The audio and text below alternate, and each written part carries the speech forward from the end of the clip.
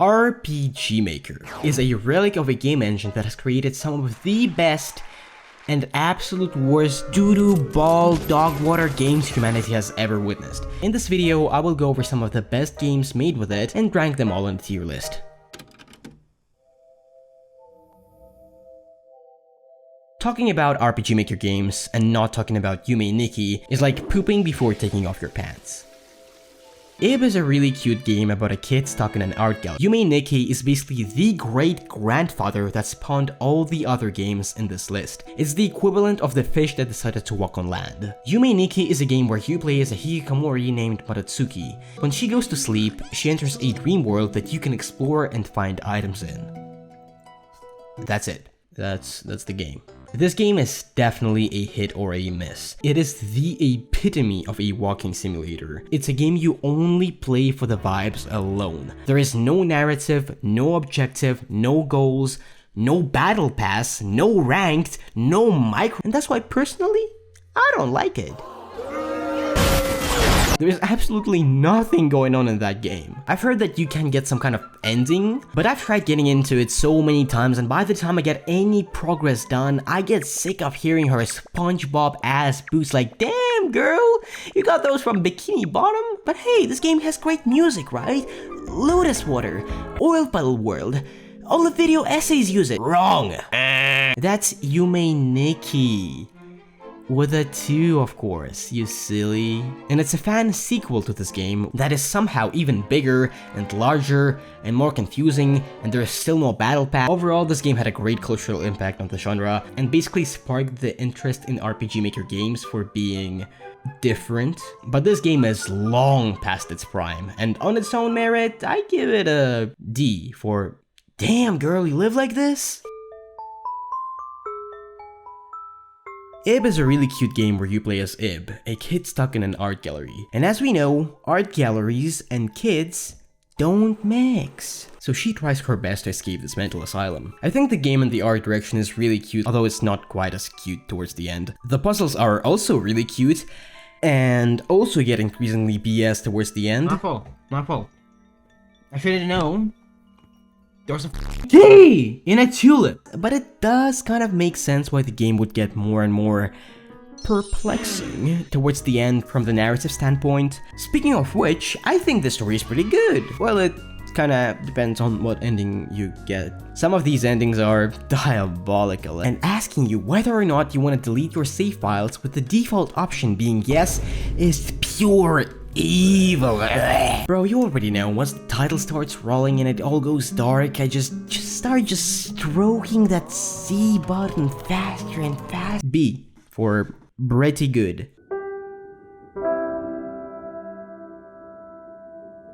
Absolute cinema. Omori is a game where you play as a hikikomori named Sunny and explore your dream worlds. Wait a minute, I've heard that somewhere. But this game has elite, and I mean elite storytelling. The gameplay is also pretty engaging. It has that classic turn-based combat style where each attack can be amplified by other members, but the enemies in this game are really easy. I think it might be because we mostly gang up on kids.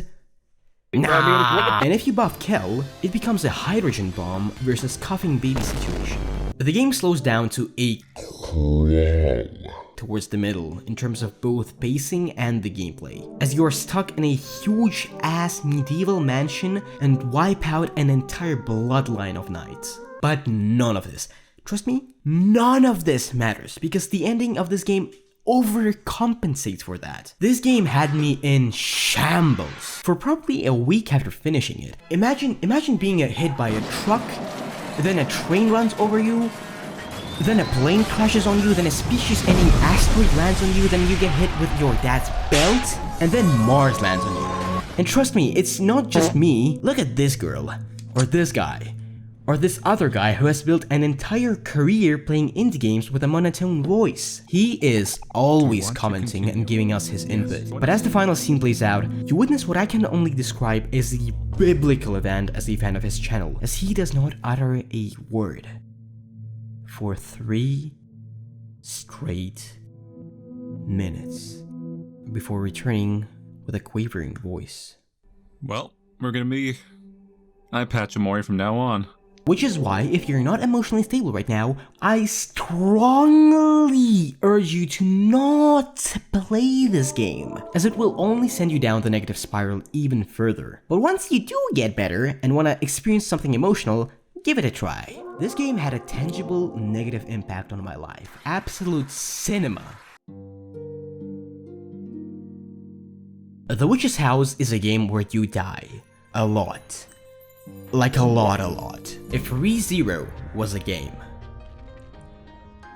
It wouldn't be The Witch's House, but it's still weird that the protagonist dies so many times before solving a puzzle. You play as a girl lost in a forest, committing some good old B&E on this cute, quaint little house, except it turns out that the house isn't very quaint, or little, or cute. The puzzles have brutal punishments, but are pretty simple, and I personally really like them.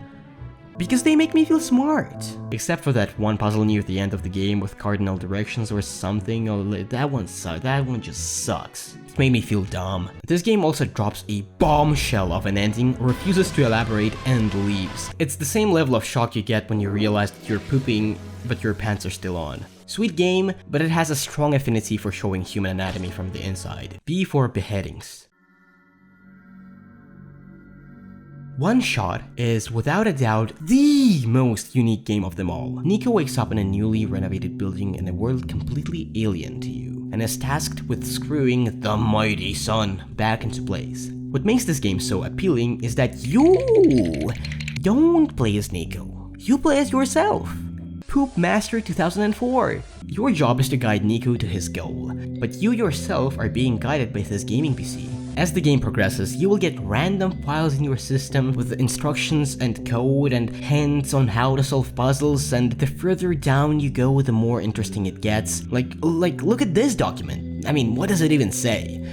Oh, it's a Windows cache file. Honestly, the story wasn't my cup of tea. The first area's puzzle is very confusing and it made me feel stupid. Also, you only get one shot at beating the game, so whichever ending you choose, you gotta live with it. Oh, and the music is absolutely banging. C for stop! I would put it in C, but this game is like a magician's hat. And if you can see through its many deceptions and solve it, hidden under the false bottom, you will find an abyss that will swallow you whole. And that catapults the game all the way to A tier, maybe even S tier depending on how smart you feel solving everything. A for Alula. No. No. No. Mad Father is a game you cannot convince me wasn't made by a 4chan user. You play as a girl with a crazy, ultra-rich father who secretly conducts human experiments in the basement. So the most realistic one of them all so far. But something goes wrong and you have to save him. But because it was made by a 4chaner, you will get hit with gore and edgy stuff from the get-go. Wanna use a chainsaw to obtain a Minecraft head? Boom. Wanna see Gus Fring from the hit show Breaking Bad? Boom. Wanna see people get put in jars? Boom. Now, the same thing honestly goes for The Witch's House, but at least they had some consistency and they didn't pretend like it was something ordinary. This game will do its genuine best to convince you that some of the most frightening sights in this Resident Evil 7 mansion are messy cupboards and scattered shoes. Are we dead ass? Are we dead ass right now? And this girl just keeps moaning for no reason. Is this how people see anime? Like, there are horrifically mutilated, rotting and immolated corpses all around you, and you're like, yeah, I can't use that here, Anon-kun. The puzzles are mostly straightforward, and I really like that, so thumbs up, but all the endings you get are bad, except for one. And that one isn't good either. It's just BS, which actually fits the 4chan style of the game. B for Bedoinkers. Okay, that's about it. All of these games are pretty good. Except for you. You stay down there. I haven't touched on a lot of other games.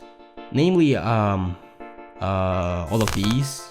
But maybe I'll make a second part sometime. Now, if you'll excuse me, I have to cry because I had to listen to the final duet while editing this video.